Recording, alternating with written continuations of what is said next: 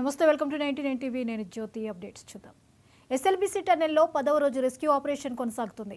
రోజు రోజుకి ఈ ఆపరేషన్ కష్టంగా మారుతుంది. నీటి ఊట రావడంతో సహాయక చర్యలకు అంతరాయం ఏర్పడుతుంది. 7 మీటర్ల లోతు తవ్వినా కూడా కార్మికుల ఆచూకీ లభ్యం కావడం లేదు. జీపీఆర్ టెక్నాలజీ ఫెయిల్ కావడంతో గందరగోళం ఏర్పడుతోంది. ఈ క్రమంలో అవసరమైతే రోబోలు ఉపయోగించాలని సీఎం రేవంత్ రెడ్డి ఆదేశాలు జారీ చేశారు.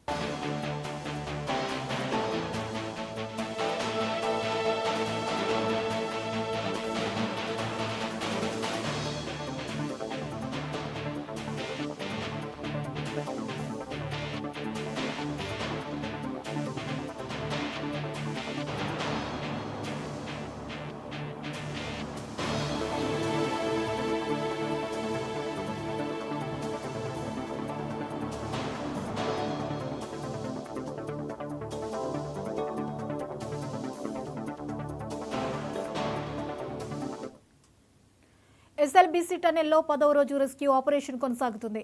రోజు రోజుకి ఈ ఆపరేషన్ కష్టంగా మారుతుంది. నీటి ఊట రావడంతో సహాయక చర్యలకు అంతరాయం ఏర్పడుతుంది. 7 మీటర్ల లోతు తవ్వినా కూడా కార్మికుల ఆచూకీ లభ్యం కావడం లేదు. జీపీఆర్ టెక్నాలజీ ఫెయిల్ కావడంతో గందరగోళం ఏర్పడుతుంది. ఈ క్రమంలో అవసరమైతే రోబోలు ఉపయోగించాలని సీఎం రేవంత్ రెడ్డి ఆదేశాలు జారీ చేశారు.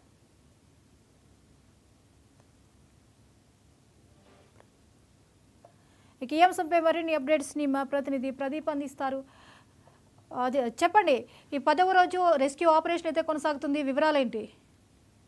జ్యోతి, ఎస్ఎల్బీసీ టన్నెల్ సంఘటన జరిగి నేటికి 10 రోజులు అవుతుంది. అయితే గత 10 రోజుల నుండి కూడా సహాయక చర్యలు సుమారు 11 రెస్క్యూ టీంల ద్వారా చేస్తున్నారు. ముఖ్యంగా కన్వేయర్ బెల్ట్ తిరిగిపోవడంతో మట్టిని బయటికి పంపించడం చాలా కష్టంగా మారింది. అయితే జీపీఆర్ రాడార్ సిస్టమ్ ద్వారా గుర్తించిన స్థలాల్లో తవ్వకాలైతే చేస్తున్నారు. అయినప్పటికీ ఆ తవ్విన మట్టిని బయటికి పంపించడం చాలా కష్టంగా అవుతుంది. సుమారు అక్కడ ఆర్మీ, నేవీ, హైడ్రా లాంటి 11 టీంలతో సుమారు 1000 మందితో అక్కడ సహాయక చర్యలు కొనసాగుతున్నాయి. ఈ ప్రమాద స్థలాన్ని ఎప్పటికప్పుడు మంత్రులు ఉత్తమ్ కుమార్ రెడ్డి, కోమటిరెడ్డి వెంకటరెడ్డి, జూపల్లి కృష్ణారావు, అక్కడ లోకల్ ఎమ్మెల్యే వంశీ కృష్ణలు ఎప్పటికప్పుడు ప్రభుత్వానికి అయితే పరిశీలించి నివేదిక అందిస్తున్నారు. అయితే నిన్న సాయంత్రము రాష్ట్ర ముఖ్యమంత్రి రేవంత్ రెడ్డి కూడా సంఘటన స్థలాన్ని పరిశీలించడం జరిగింది. ఇక్కడ పరిస్థితిని బట్టి అంటే సుమారు టన్నెల్లో 14 కిలోమీటర్ల దూరంలో ఈ ప్రమాదం జరిగింది కాబట్టి అక్కడి లోపలికి రెస్క్యూ టీంలు వెళ్తే వాళ్ళకు కూడా ప్రమాదం జరిగే సందర్భం ఉంది కాబట్టి అక్కడ రోబోలతో ఈ సహాయక చర్యలు చేపట్టాలని అక్కడ అధికారులు అయితే సీఎం రేవంత్ రెడ్డి ఆదేశించడం జరిగింది. అయితే ఇది మానవ తప్పిదం కాదు అని సీఎం అన్నారు. బాధిత కుటుంబాలందరినీ కూడా ఆదుకుంటామని, తమ ప్రభుత్వం ఆదుకుంటుందని చెప్పి హామీ ఇవ్వడం జరిగింది. మరి ఈ సహాయక చర్యలు అయితే ఇప్పటికీ కొనసాగుతున్నాయి. 24 గంటలు అంటే ప్రతి క్షణం కూడా ఉత్కంఠతో అక్కడ నెలకొన్న వాతావరణం నెలకొంది. మరి ప్రతి క్షణం కూడా అందరూ ఎదురు చూస్తున్నారు ఏ సమయంలో ఎటువంటి వార్త వినాల్సి వస్తుందని చెప్పి. అయితే నిన్న ఉదయం మరి అక్కడికి కొన్ని పార్థివ దేహాలు తీసుకెళ్లి అంబులెన్స్ కూడా రావడం జరిగింది. అంటే ఒక సూచిక అయితే కనిపిస్తుందని చెప్పుకోవచ్చు. అక్కడ వాళ్ళు అంటే ఆల్రెడీ అక్కడ మృతి చెందిన సంఘటన అయితే కనిపిస్తుంది. జ్యోతి, అయితే రోబోల వినియోగంపై ఎంతవరకు పాసిబిలిటీస్ ఉన్నాయి? అయితే అక్కడ రెస్క్యూ టీంలు అయితే 24/7 పనిచేస్తున్నాయి.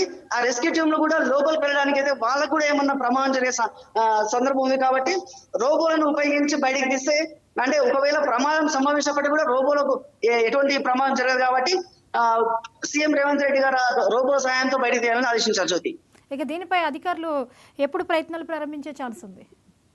అధికారులు అయితే 24/7 అక్కడే ఉండి అన్ని రకాల ప్రయత్నాలు, అంటే రెస్క్యూ టీమ్ సుమారు 11 రకాల రెస్క్యూ టీంలతో వాళ్ళు వెలికి తీసే ప్రయత్నం చేస్తున్నారు.